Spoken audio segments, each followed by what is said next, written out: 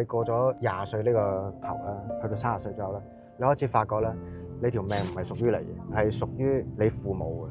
因為你再大啲嘅話，你會見到你父母開始有白髮，年紀開始大，你要養佢哋㗎，要諗一諗就係點樣可以盡孝啊！即係中國人，你如果有啲咩冬瓜豆腐嘅話，佢哋真係人生下半場佢哋搞唔掂。但係我發覺一樣嘢啦，除咗健康以外啦，大部分嘅問題都係用錢銀可以解決。所以香港人個個都諗第二收入，但係問題啊 ，AI 嘅年代嚟咗，大家大戶之間已經係鬥緊你嘅 AI 勁啲定我嘅 AI 勁啲。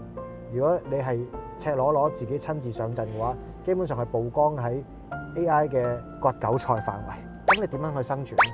你好難生存。所以你打唔過就要加入啦。AI 林林總總，你要識得選擇好嘅 AI。有邊個人對 AI 有狂熱嘅、有推動力嘅，肯做出好嘅 AI 嘅話，你跟佢學佢，咁就得㗎啦。所以你開始保重你嘅身體，你要規劃好你嘅人生。